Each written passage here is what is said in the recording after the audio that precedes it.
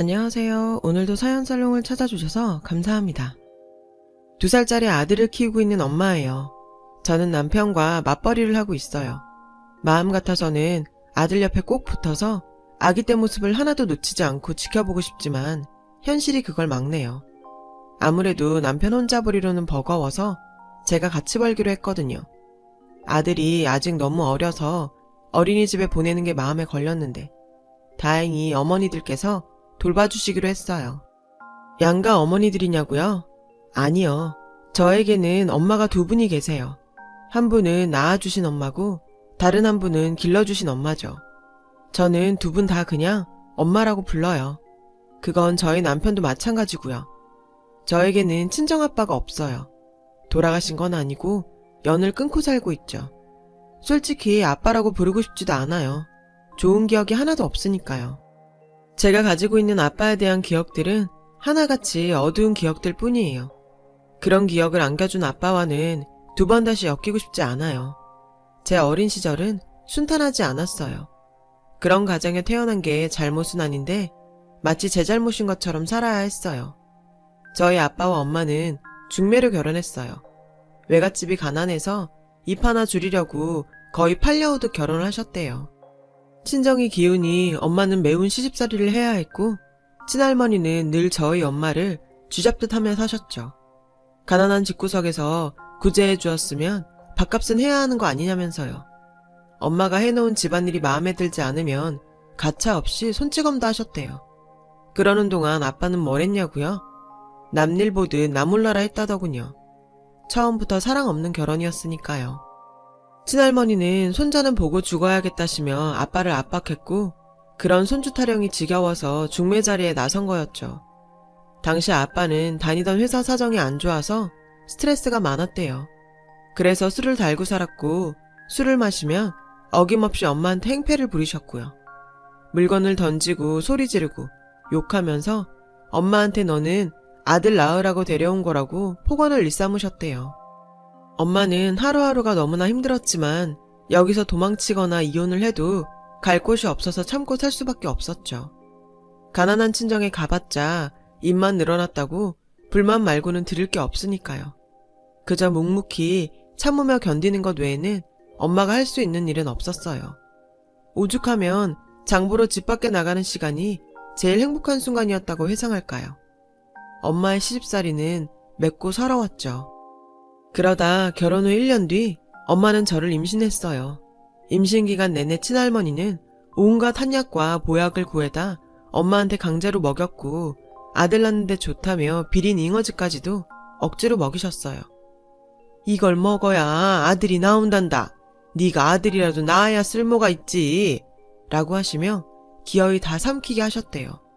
그러나 그렇게 고된 임신 기간을 견디고 나온 아이는 딸이었어요. 바로 저죠.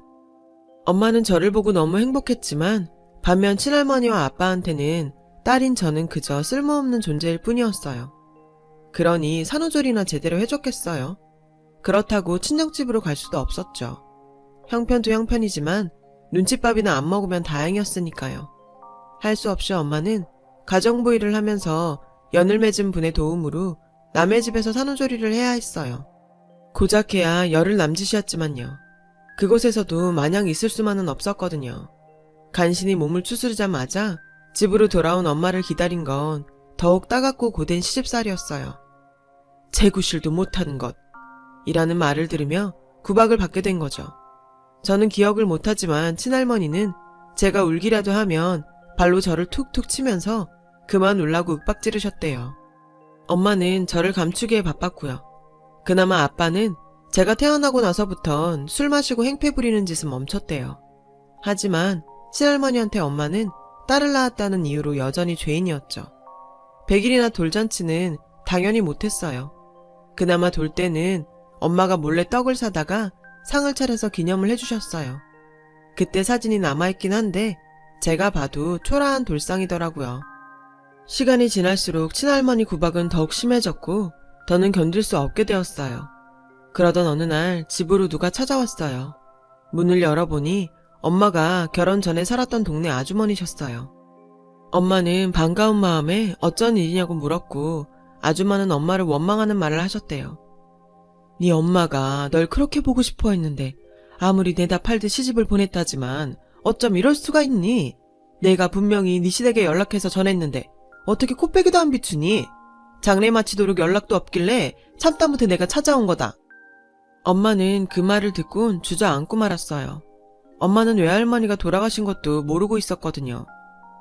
전 몰랐어요. 엄마가 그렇게 됐다는 건 들은 적도 없다고요. 그때 마침 친할머니가 돌아오셨어요. 친할머니는 아주머니를 빤히 쳐다봤죠.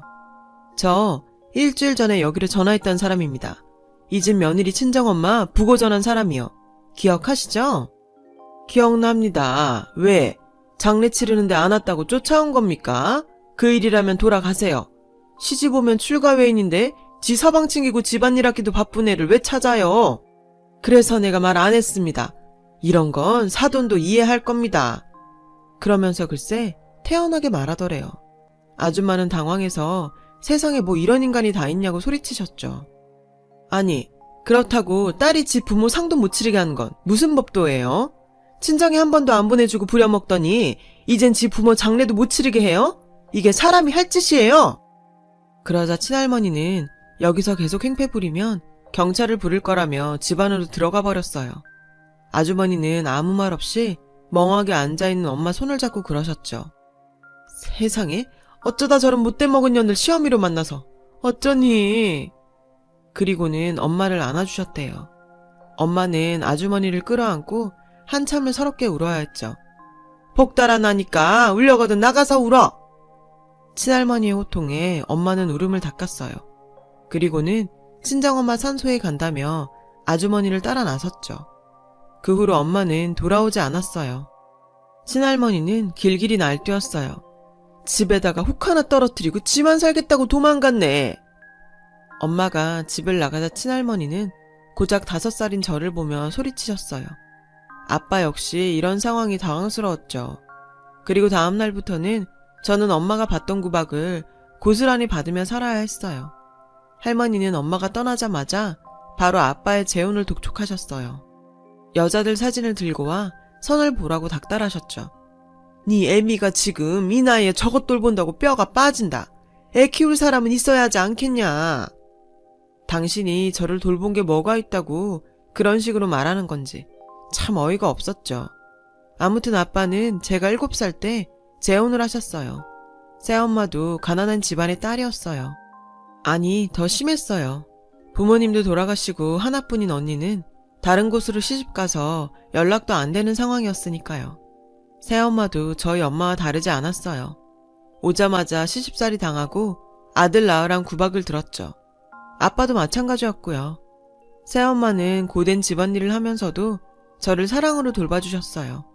처음 만나던 날부터 따뜻하게 안아주셨죠. 처음에는 새엄마가 어색했어요. 그때까지도 친엄마의 기억을 가지고 있어서 엄마가 둘이라는 사실이 혼란스러웠거든요. 새엄마는 그런 제 마음을 알고 이해하며 제가 마음을 열기를 기다려주셨어요. 그런 새엄마의 모습에 저는 조금씩 마음을 열 수 있었고 8살이 되어 초등학교에 입학할 때는 자연스럽게 엄마라고 부르며 여느 집 엄마와 딸 같은 사이가 되었어요. 돌이켜보면 친할머니의 괴팍한 행동과 아빠의 냉담한 태도로 인해 버티기 힘든 시간이었지만 그래도 새엄마와 함께 있을 수 있어서 버틸 수 있었던 것 같아요. 아빠는 다시 술을 마시기 시작했고 제 친엄마한테 그랬던 것처럼 새엄마한테 행패를 부리기 시작했어요. 또 다시 회사 사정이 안 좋아지기 시작했거든요. 그러던 어느 날이었어요. 제가 초등학교 4학년이 되던 날이었죠.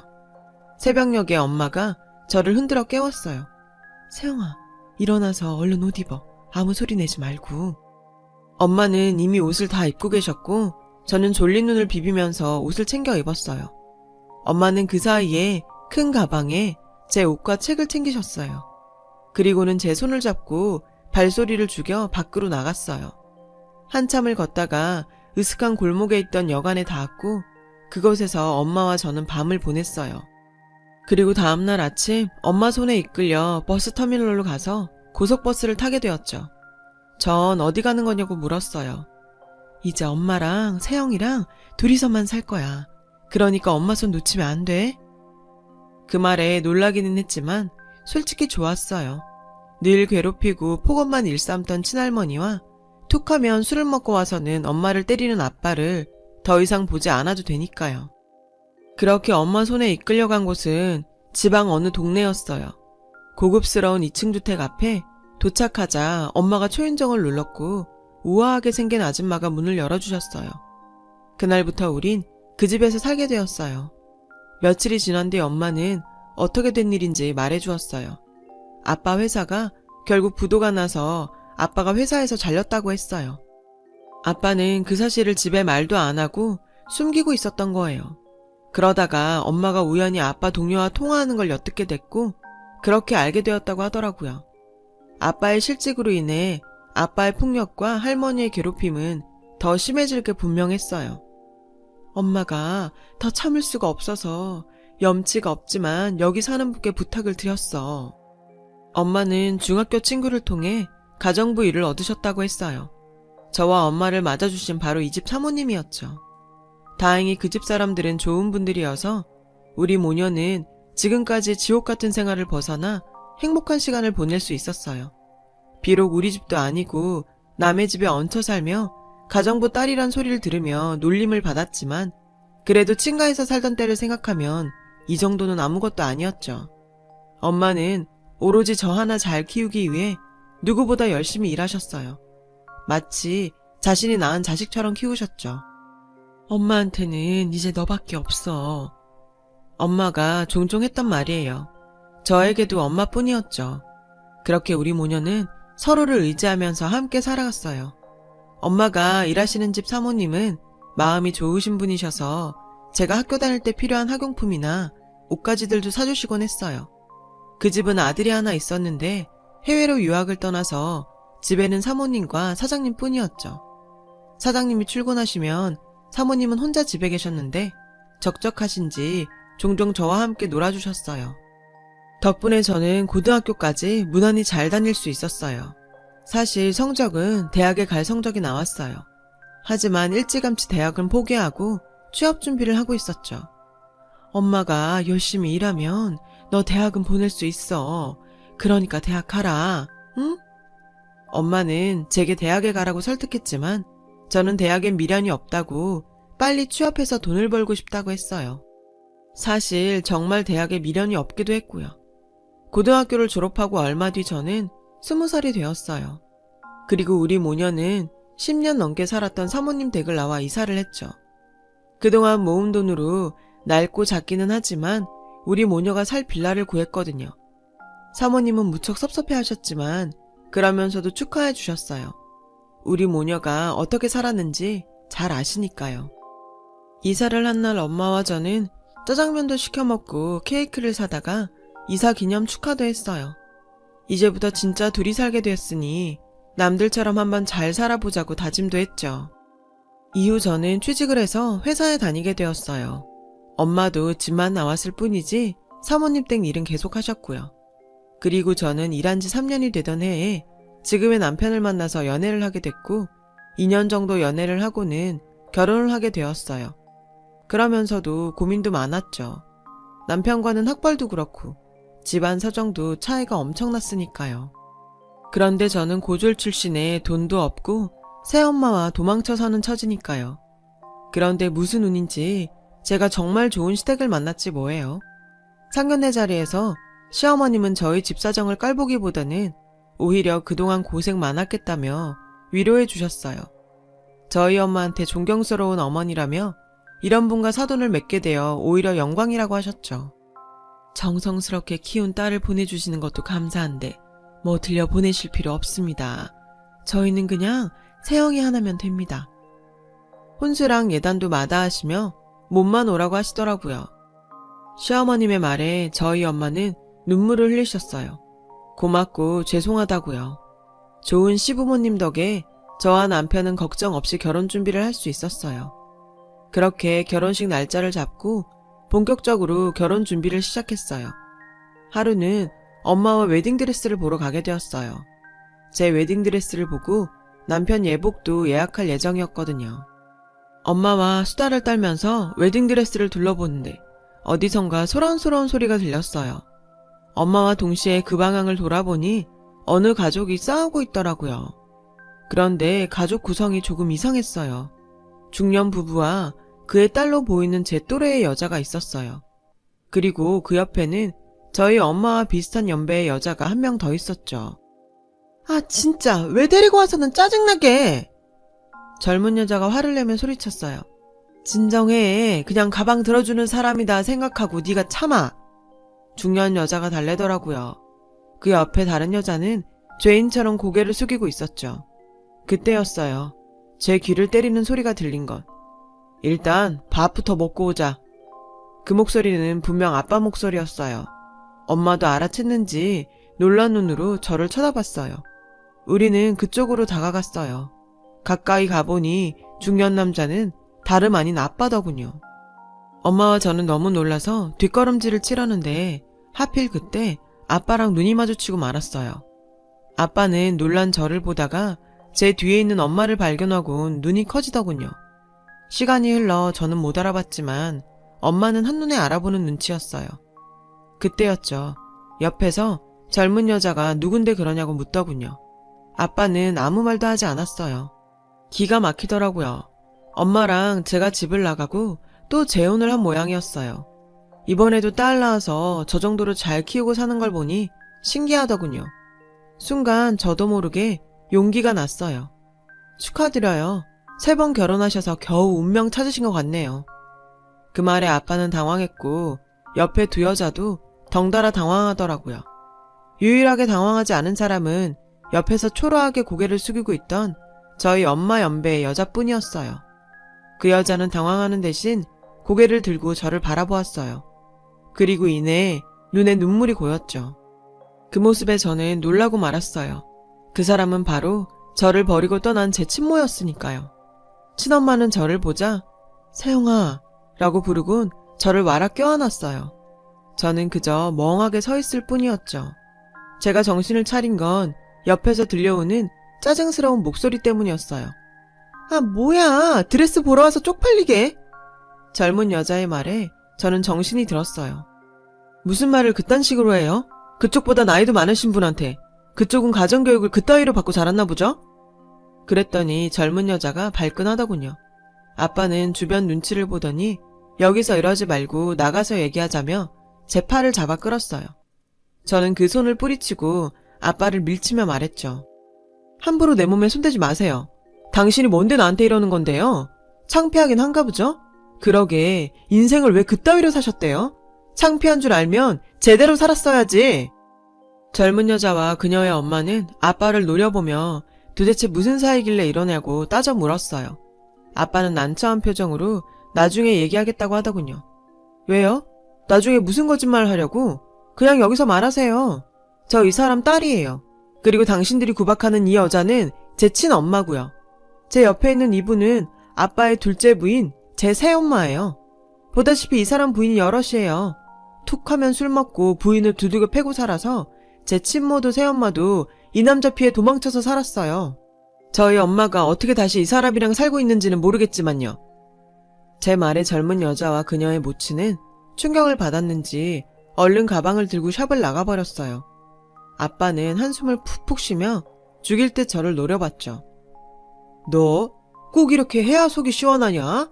막말로 내가 널 버렸냐? 네가 날 버리고 네 새엄마랑 야반도주 한 거잖아. 근데 왜 내 탓을 해? 버르장머리 없는 자식 같으니라고. 버르장머리요? 당신이 그런 말 할 자격이 있긴 하고요. 맞아요. 저 제 발로 나갔어요. 왠지 알아요? 안 그럼 당신한테 맞아 죽는 엄마 보게 생겼으니까요. 당신 엄마나 당신이나 인간들 아니잖아. 인간이라면 그러고 살 수 없는 거잖아. 창피한 줄 알고 사세요. 그 길로 저는 엄마를 데리고 나갔어요. 씩씩거리며 걸어가는데 뒤에서 누가 제 이름을 부르더군요. 친엄마였어요. 솔직히 전 친엄마에 대한 감정도 좋지 않았어요. 어쨌든 절 버렸으니까요. 친엄마는 당신 얘기 좀 들어달라고 울면서 사정을 했어요. 그러기 싫다고 매몰차게 끊어내는데 엄마가 제 손을 잡고 일단 얘기는 들어보자고 절 설득하셨죠. 엄마의 말에 저는 더 이상 고집을 부릴 수 없었어요. 우리는 근처 조용한 곳으로 갔어요. 차분히 앉아서 친엄마한테 모든 사정을 들을 수 있었죠. 엄마랑 제가 집을 나간 지 1년 정도 지났을까? 친엄마는 7년 만에 집을 찾아갔대요. 일을 구한 상황이었고 이제 돈도 버니까 절 데리고 가려고 말이죠. 그렇게 도망간 거 너한테는 정말 면목이 없다. 죽을 죄라는 거 알아. 그래도 언젠가 꼭 널 데려오려고 했어. 친엄마는 울면서 그러더군요. 하지만 정작 집에 가보니 저는 없었고 2번의 결혼 실패와 실직으로 망나니가 된 아빠는 친엄마를 보자 붙잡고 놔주지 않았대요. 그렇게 반강제적으로 아빠와 재결합을 하게 된 거죠. 또 다시 힘겨운 생활이 시작된 거죠. 여전히 아빠는 술만 먹으면 엄마를 팼고 친할머니의 표독스런 시집살이도 여전했죠. 다행히 얼마 뒤 친할머니가 돌아가셨고 구박에서는 벗어날 수 있었다더군요. 대신 아빠가 여자들을 끼고 다니기 시작했어요. 애인들에게 돈을 다 퍼주고 엄마를 애인들의 하녀처럼 부리기 시작한 거죠. 현재 만나는 애인은 이혼녀였더군요. 아까 그 젊은 여자의 엄마죠. 엄마 바보야? 옛날처럼 도망이라도 치지 왜 그러고 살아? 저는 울면서 소리쳤어요. 언젠가 세영이 네가 다시 그 집으로 돌아올지 몰라서 그래서 있었어. 그 말을 듣자 새엄마는 친엄마를 꼭 끌어안으셨어요. 한 남자로 인해 힘든 시간을 살아온 두 여자는 한참을 끌어안고 울었어요. 그 모습을 보니 가슴이 무너지더군요. 얼마 뒤 저는 변호사를 대동하고 아빠 집으로 갔어요. 그리고 그 집에서 엄마를 데리고 나왔죠. 시댁에서 도와주신 덕분이었어요. 시아버님이 변호사를 구해주셨거든요. 변호사를 통해 친엄마와 아빠의 이혼 절차를 밟았고 그동안 두 엄마들한테 폭력을 휘두른 것도 소송을 걸어 법정 싸움을 시작했어요. 먼저 친엄마의 이혼 소송이 완료됐고 이혼이 확정됐어요. 얼마 뒤 두 엄마에 대한 폭행 및 감금에 대한 소송도 판결이 났어요. 아빠는 두 엄마한테 위자료와 배상금을 물게 되었죠. 그러자 아빠는 전전긍긍하며 애인이란 여자한테 도움을 청했지만 애인은 그날 이후 아빠한테 5만 정이 다 떨어졌다며 연락하지 말라고 문전박대를 했다더군요. 아빠는 돈도 다 잃고 철저히 혼자 남게 된 거죠. 그리고 저는 두 엄마를 모시고 결혼식을 올렸어요. 지금은 제 아들의 할머니로 더없이 행복하게 살고 계시죠. 두 분은 마치 친자매처럼 사이가 얼마나 돈독한지 몰라요. 가난한 집에 태어나 고생을 했던 두 엄마는 서로의 상처를 보다듬으며 그렇게 살고 계세요. 덕분에 저는 암흑 같은 상황 속에서도 온전한 성인으로 자랄 수 있었어요. 저는 정말 운이 좋은 사람입니다. 한스러운 인생을 사셨지만 저 하나 지켜내기 위해서 두 엄마가 제게 주신 사랑을 잊지 않고 앞으로도 두 분의 딸로 열심히 살아가려고 해요. 저 행복할게요. 긴 사연을 들어주셔서 감사드려요. 들어주신 모든 분들 꽃길만 걸으세요. 여러분, 사연 댓글에 응원과 현명한 조언 부탁드려요. 좋아요와 구독은 저에게 큰 힘이 됩니다. 오늘도 좋은 일 가득하세요.